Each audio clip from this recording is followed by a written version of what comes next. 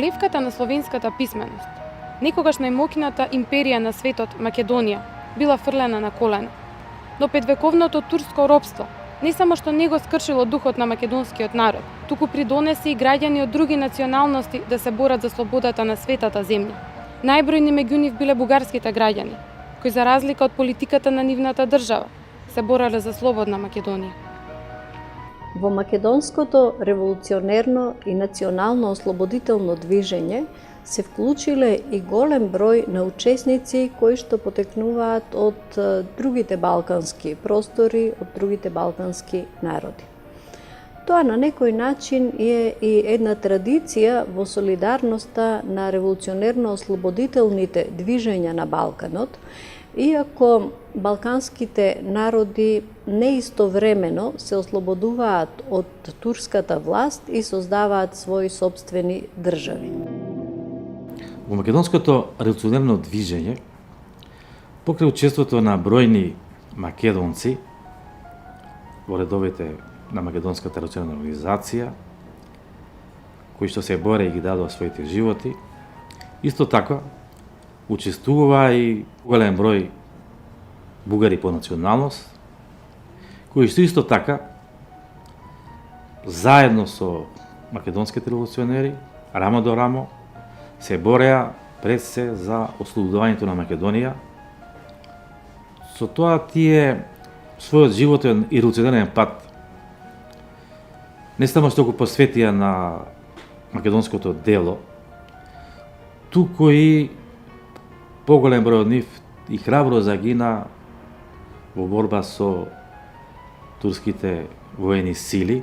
Еден од најистакнатите такви примери е Ѓорги Иванов, односно познат како Марко Лерински, кој што пред тоа бил и подофицир во бугарската армија, значи имал едно одредено искуство во војничкото ракување.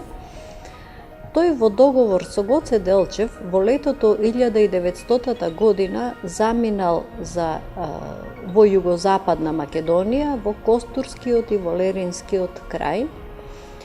И тука почнал да работи активно на обучувањето на македонските револуционери за борбени действија. Марко Лерински и ќе го загуби и својот живот уште пред Илинденското востание, значи тој во 1902 година и загинал во една битка со турците во селото Пателе Леринско.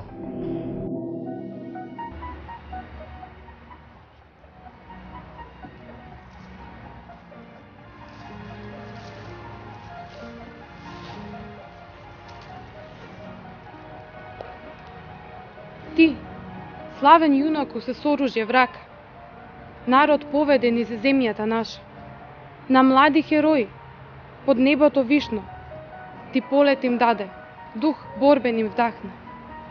Свечено се колнат, завет да исполнат, на гоци и даме, против зли тирани.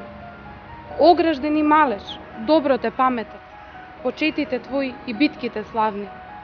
На криволак морен, темен облак згрме, пред мои очи живот славен згасна.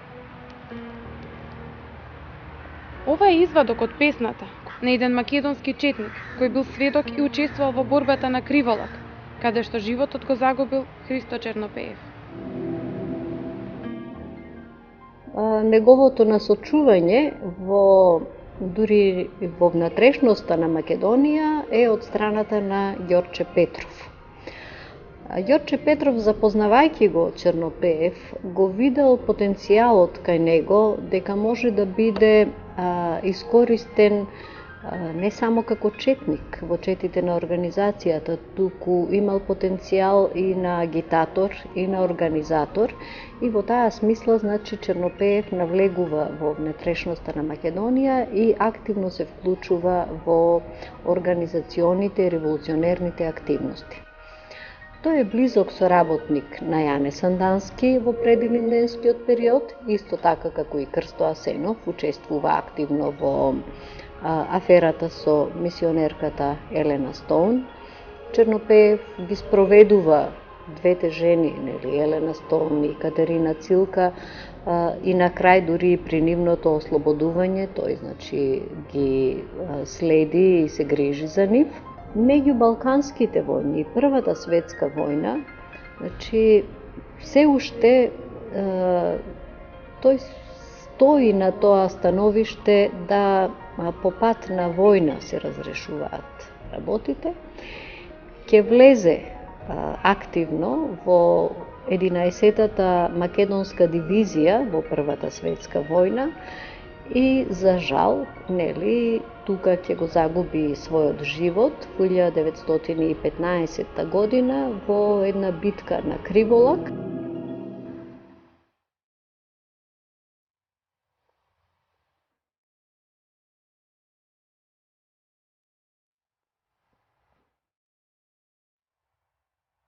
Михаил Апостолов Попето бил дел од Македонската револуционерна организација, како близок соработник на Гоце Делчев. Тој бил задолжен за обука на голем број четници во организацијата.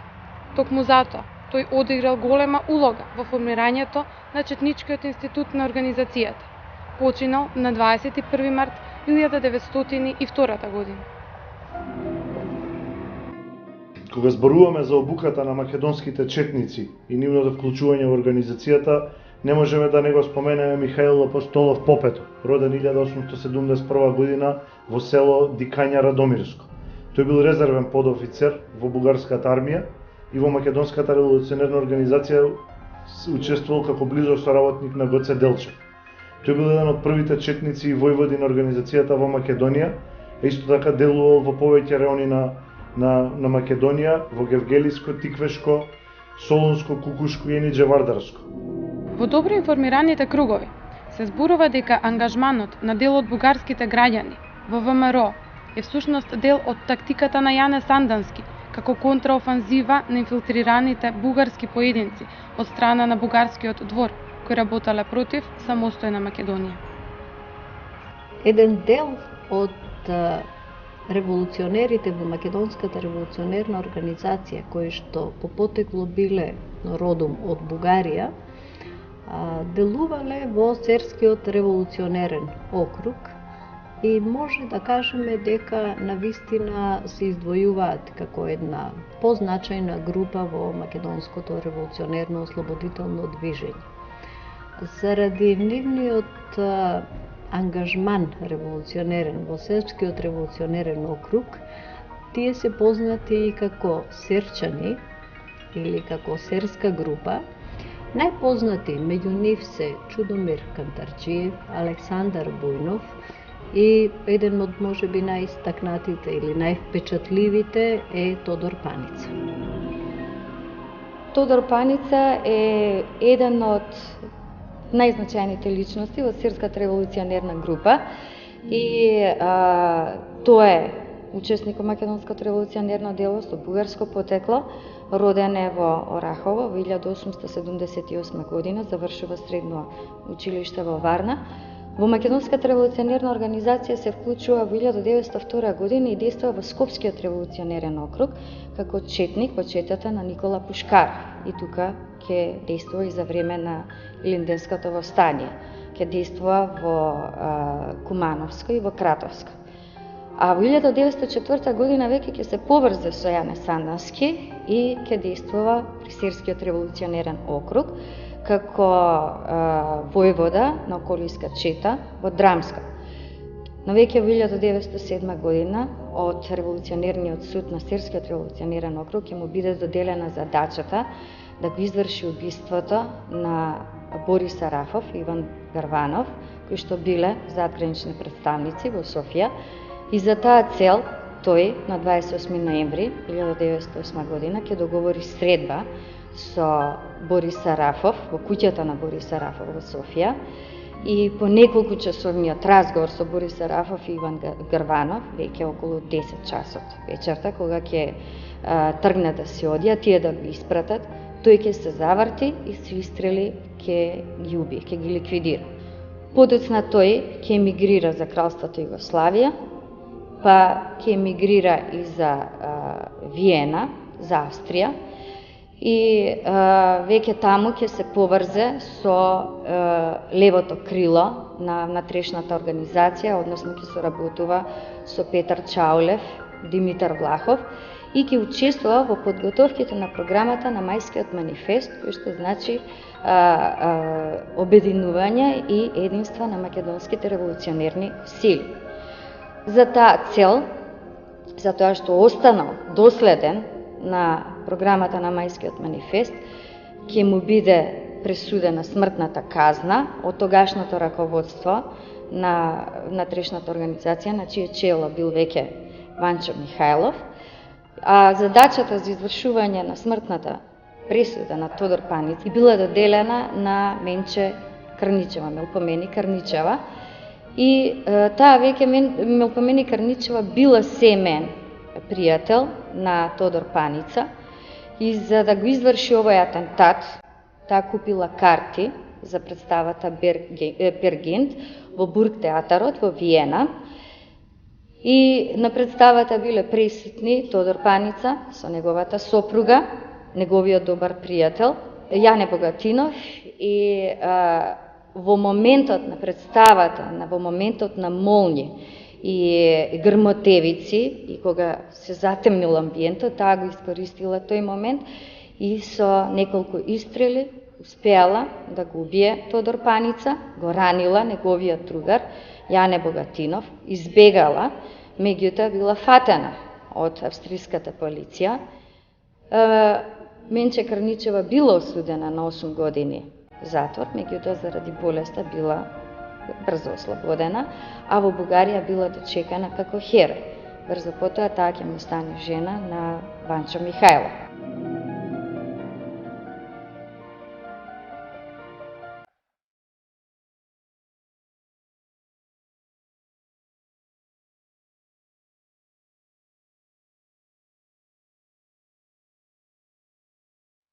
По убедување социјалист, револуционерот Душо Желев бил еден од бугарските револуционери кој несебично се впуштил во борбата за ослободување на Македонија.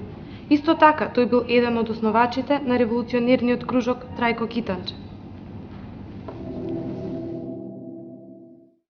Бил војвода во Малешевската околија, исто и во Тиквешкото и во Кратовската околина. За време на Илинденското востание бил начело на техничката чета на Христо Чернопеев.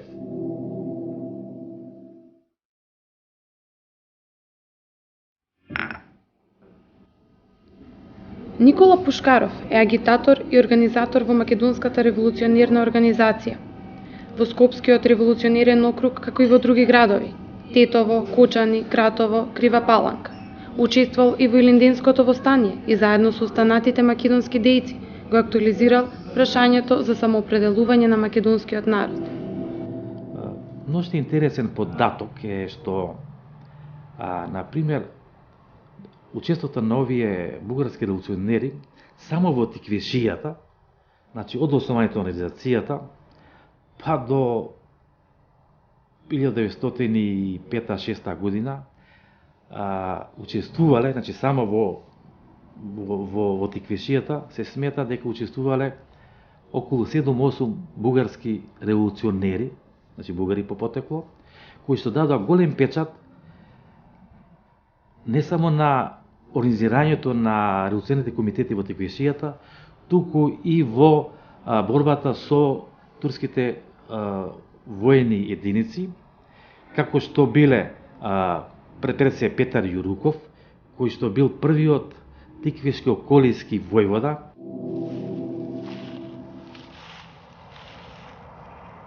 Еден од основачите на револуционерниот кружок во Железарското училиште во Самоков бил и Петар Јуруков. Тој во 1900 година ја извршувал функцијата секретар на дојранската чета. Подоцна бил за кратко и војвода на четата на Христо Чернопеев.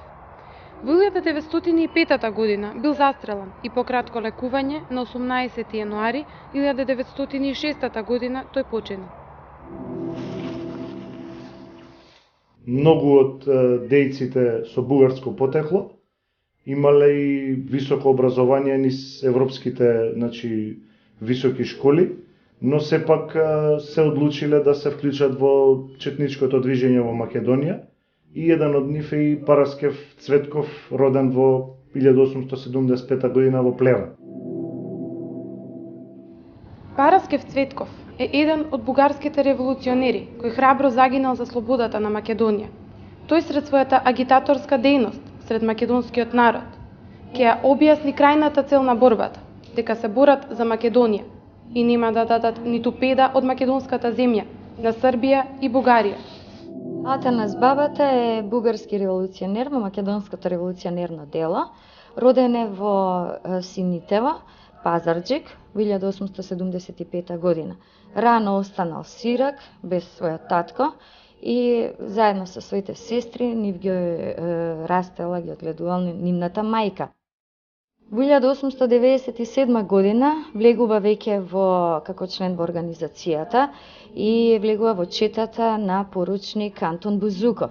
И веќе во неколку наврати и со четите дури на Гоце Делчев влегува во Македонија. Меѓутоа, пред Илинденското востание, веќе во 1902 година, Ѓорче Петров него го именува за реалски војвода во Кратовскиот регион. Но пред да тој активно се вклучи во револуционерната борба, морал да го помине училиштето под инструкции на Михаил Попето. И тука се научил на македонскиот начин на пукање со 2 револвера. Инаку, во овој период во неговата дејност како револуционер, тој ќе учествува во скоро 30 битки.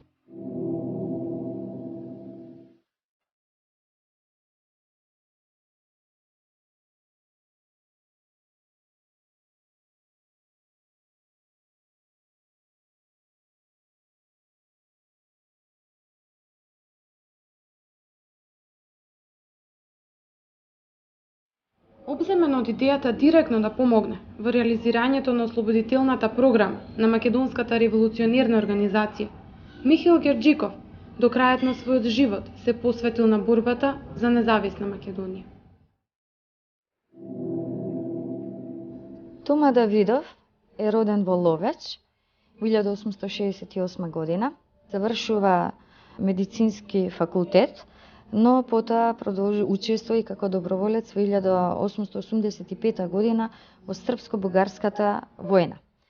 Веќе уште во 1899 година тој ќе учествува на 6-тиот конгрес на Врховниот македонски одрински комитет и на овој конгрес е избран во раководството на ова организација заедно со Антон Бузуков, Славчо Ковачев и Борис Сарафов. Првите негови учества во Македонија се во 1895 година во востанијата организирани од овој комитет, но веќе тој кога ќе се разочара од некои внатрешни превирања во Врховниот комитет, ќе разговара со Гоце Делчев и воедно ќе му рече дека е подготвен се да направи за борбата и слободата на македонскиот народ, и затоа веќе во 1902 година Гоце Делчев го наименува Тома Давидов за ревизор на четите на вториот Битолски револуционерен округ, и тој действува во Охридско, Битолско и Демирхисарско.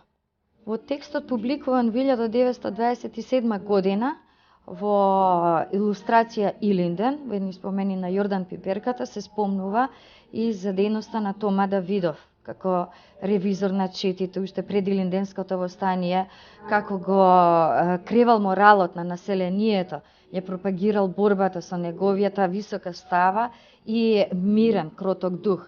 Значи, тој бил многу скромен, и кога ќе влезеле во селата со четата, тој им дури им наредувал на своите четници да не посакуваат што ќе јадат, туку што ќе им се принесе, тоа да го земат од селаните. Дури одбивал да спие на некои посебни спремен кревет за него, и тој само спил на својот шинел. Значи, дури кога биле во селото Велмевци, во овие спомени се кажува за Тома Давидов, дека во околните куќи во истото село веќе децата почнале да се играат со дрвени пушки, да се играат комити.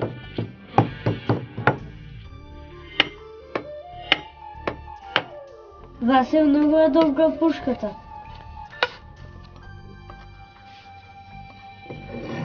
Бато, јас сакам да ги направиш ваква. Добро ти ги направи.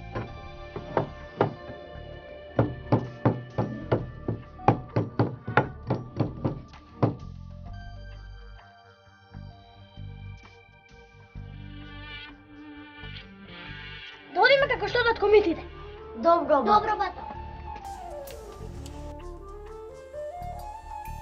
И дури неколку деца од соседната куќа дошле кај што бил оцет на Тома Давидов и му рекле со дрвените пушки со себе, му рекле на Тома Давидов и ние сакаме да бидеме комити. И тогаш толку се одушевил Тома Давидов и рекол што Македонија раѓа вакви деца, не треба да се плаши за својата иднина.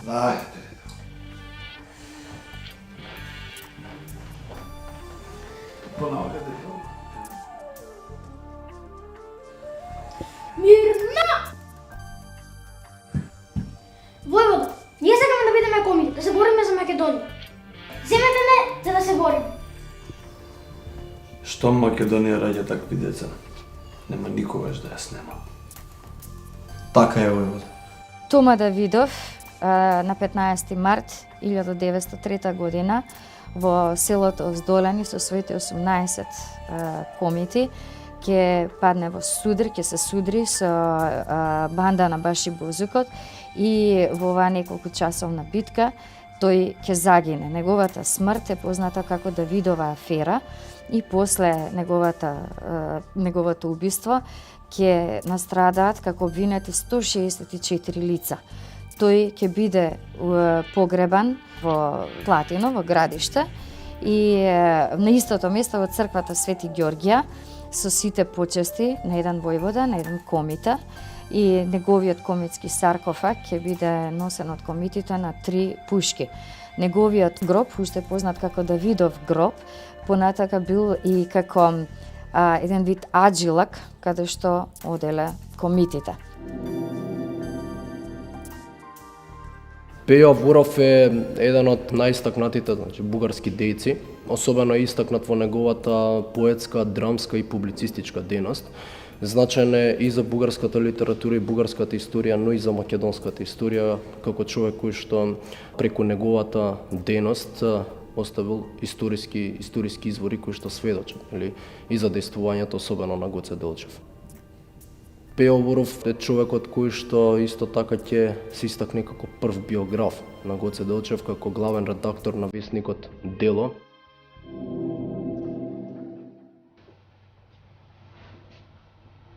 Пејо Јаворов зазема значајно место не само во бугарската историја и култура, туку и во македонското ослободително движење. Роден е во 1878 година во бугарскиот град Чирпан. Тој рано се зближува со македонското ослободително движење. Во 1901 година Гоце Делчев го назначува Јаворов за редактор на новиот независен македонско-одрински лист Дело во Софија. Во тој весник се настапуваше против врховизмот, против стремежите на Бугарија за влегување во Македонија и против офицерството како фактор во македонското движење. Самиот Гоце Делчев, како што сведочат весниците од тоа време, изјавувал додека стои пушката на моето раме, нема да влезе бугарски офицер во Македонија. Тоа се изјави од тогашниот печат. Јаворов е знаел, независно дека за него македонците се бугари и така, но тој е знаел и ставот на Делчев. Знаел и ставот на обичните четници во револуционерното движење. Неколку месеци пред да биде убиен, Гоце Делчев, изјавува за посебноста на македонскиот народ. И сега ние можеме да предпоставиме тоа, дека не само Гоце Делчев, пошто се знае, и професорот Михаил Миновски и други, таму се истражили и тоа, дека Гоце Делчев е убиен на резултат на предавство, но тоа е намерно, така, тоа е следен од Софија, и не е убиен во Софија за да не стане некој скандал, гужва и така. Тоа е проследен и потоа како предавство, да биде убиен. Ама е убиен, не само за тоа, дека е предвременото објавување на Илинденското востание. А тоа е дека тој е свесен за посебноста на македонскиот народ. Пошто ние знаем дека веќе во 1907 година е свесен веќе Јане Сандаски. Нали, сега, значи, тогаш почва почва пропаганда, нали, и вели дека македонците се посебен народ. Така што некои кои тврдат дека, значи, и македонските револуционери, нали, не били свесни за посебноста на македонската, тоа за македонскиот народ, нали, тоа не е точно. И самиот Гоце Делчев е бил свесен, и Јане Сандаски и други. Самиот Пејо Јаворов 3 пати влегуваше во Македонија со четата на Гоце Делчев, до неговата смрт.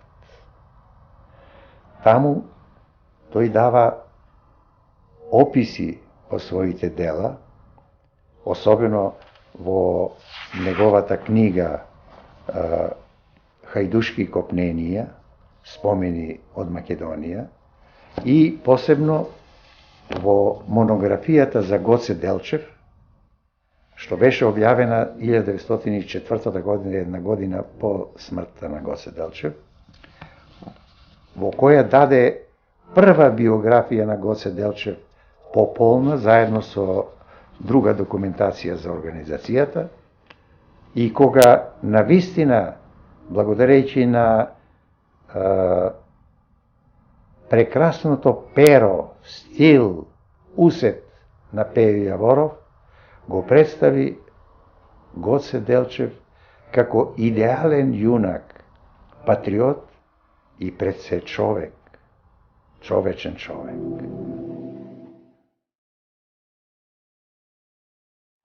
Неговата поетска проза, Ајдутски копнежи, спомени од Македонија 1902-1903 година, Пејо Јаворов дава една слика не само на Гоце Делчев, туку и на голем дел од македонските револуционери. Јане Сандаски, например, е опишан во оваа поетска проза. Инаку поетската проза издадена 1908 година.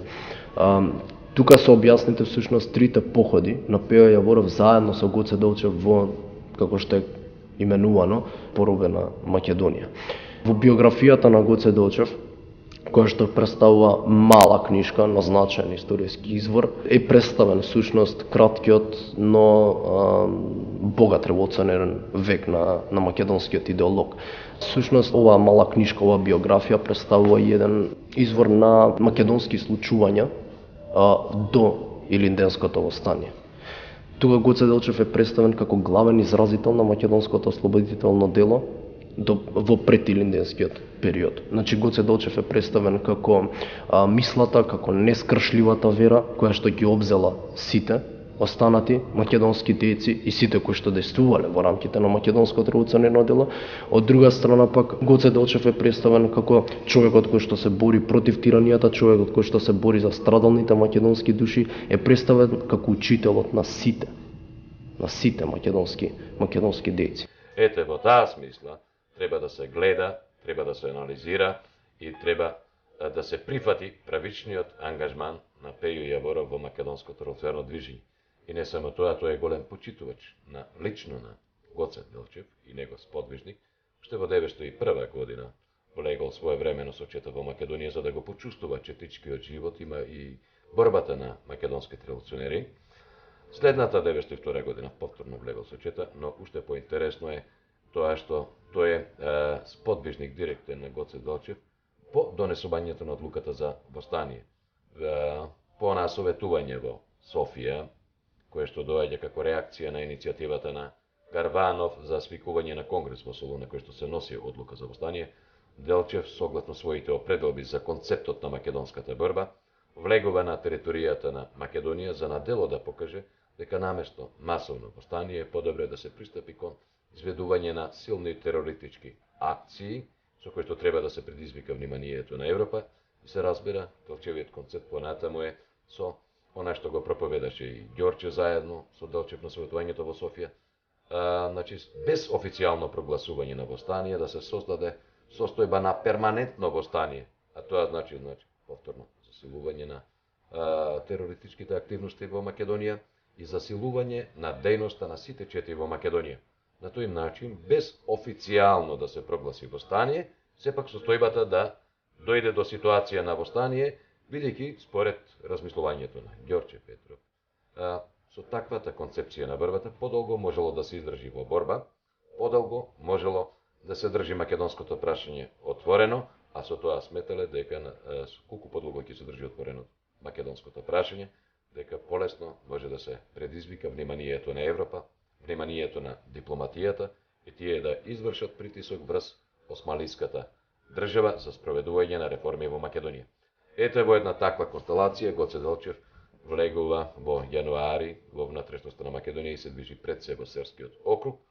Со себе води поголем број на борци, значајни воени материјали, при што изведувал дури и обука на четниците во Серско со ракување и местење на експлозиви, меѓутоа со себе го повел и Пејо Јаворов, тој е постојано во негова придружба, а намерата на Делчев е, водејќи го Пејо Јаворов со себе, сушност, паралелно со движењето на четата да се издава постојано еден вестник, кој што ќе афирмира македонската револуционерна борба. Станува збор за вестник кој што се издава во илегални, импровизирани услови на шапилограф.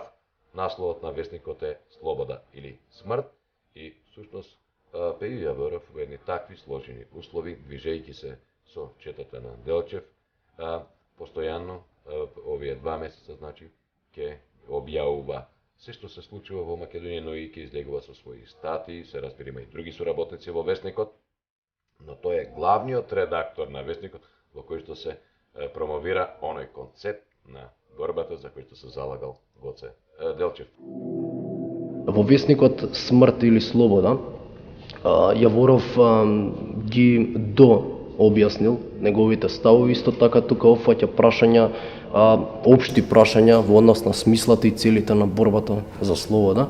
Особено тука се објаснети односите на Македонската револуционерна организација и нејзиниот став околу постоењето на Врховниот македонски комитет. Значи, во прашање е и тоа. Тие бугарски револуционери, кои не прифаќат, значи да постои македонски народ со посебен македонски идентитет, дали тие, значи, са сваќали дека постои, а не са сакали да го признаат, или не са сваќали, тоа е, битно прашање. И сега ние тука, имаме еден многу убав податок, и тоа са серија од податоци, поврзани со Пејо Јаворов. Од една страна, Пејо Јаворов, смета македонците за македонски бугари. Значи тој вели дека бугарската нација тоа е Мизија, Тракија и Македонија. И самиот Гоце Делчев во таа многу убава биографија на некои места, значи таму го вкопува во тие мегубугарските револуционери Раковски, Каравелов, Ботев, Левски и така. Но во 2008 година, во 2008 година, за 130 години од раѓањето на Пејо Јаворов, Народната библиотека Свети Кирил Методий во Софија објави личните бележници на поетот. Тие беа известни, дел од нив беа известни, и анализирани пред тоа. Ама сега тоа разликата беше дека тоа беше фототипско издание. Фототипско издание. Уште побитно е тоа дека два од тие бележник, тие се напишани на стенографско писмо. Пејо Јаворов учи стенографија само 1 година во Пловдивската гимназија. Тој не е квалификуван стенограф, значи не е имал за цел да стенографира состаноци, тамо на револуционерни комитети, така да. Тој е имал за цел, значи, да запишува некои мисли, што е чул, друго, така, и да не можат другите да разберат што е запишал. Тој бележник, но број 4 на Пејо Јаворов, тоа е запишаното од 12 јануари 1903 година. Тоа е многу битно. Значи станува збор за зборови на Гоце Делчев. Има, значи тие се зборили за, така е запишано, црниот превес, точка, и Делчев кажа: ќе скинеме овој превес и ќе изгрее сонцето на слободата, но не бугарско сонце. Значи така е запишано, нали, и така секој може да го види, нали, пошто тоа е напишано, нали, на стенограма, но кога е објавено, нали, сега тоа е фототипско издание. Сега бугарската пропаганда се обида од 2008 година, нали, сега тоа да го изманипулира. И напиша, ќе изгрее сонцето на слободата, но на бугарското сонце. Кое е, значи, прво, секој може да го види, нали, на стенографско тоа. Второ, таа реченица е глупа. Нали, ќе изгрее сонцето, но, кога ставиш но, тоа е противно тоа.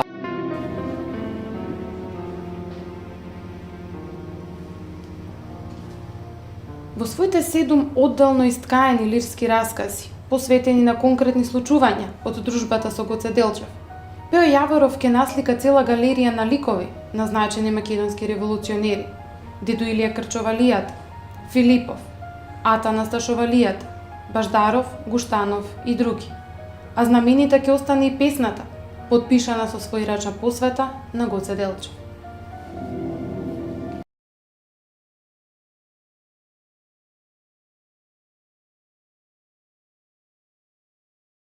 По смртта на Делчев, Пејо Јаворов известно време ќе остане на територијата на Српскиот револуционерен округ, меѓутоа се чини дека крај него се јавила амбиција да го преземе водството на Драмски војвода на местото на покојниот Димитар Гуштанов, и од тие причини Јане Сандански го разоружил Пејо Јаворов и го вратил назад во Бугарија.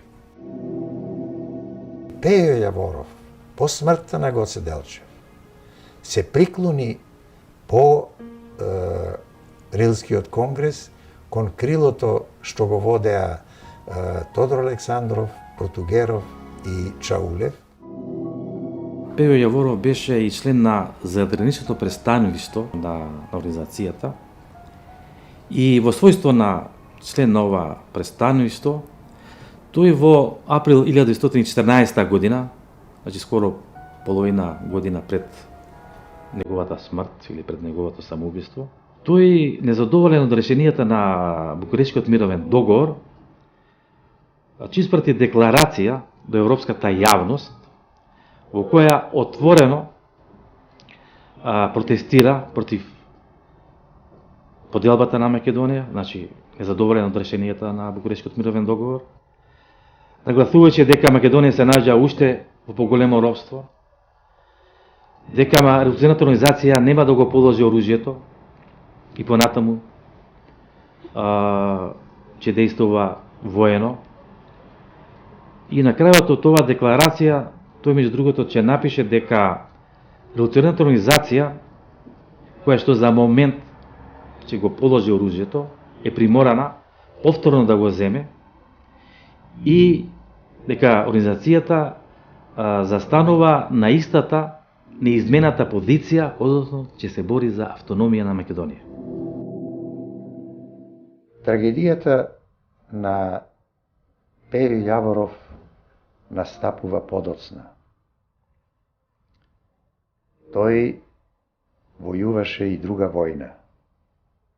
Војна со својата сопруга.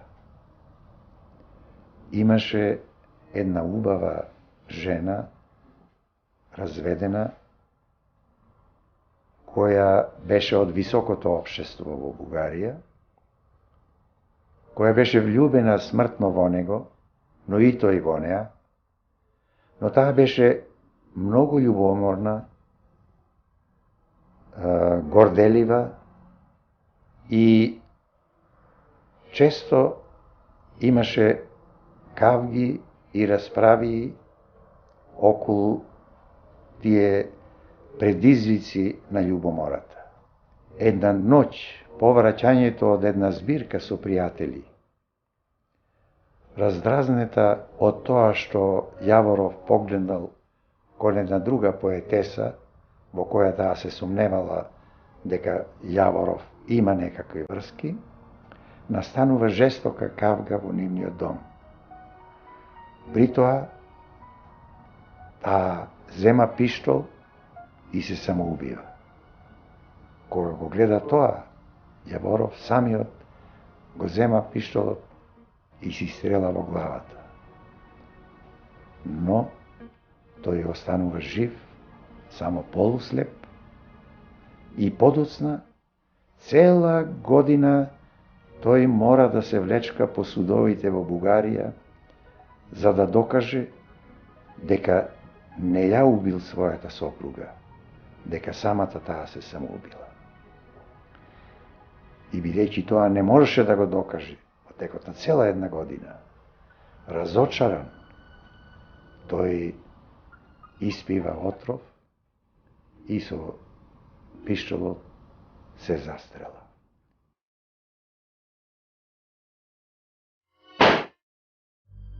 Значајно е да се истакне дека во последните години од животот на Пејо Јаворов, тој мощно и блиско се поврза со Тодор Александров.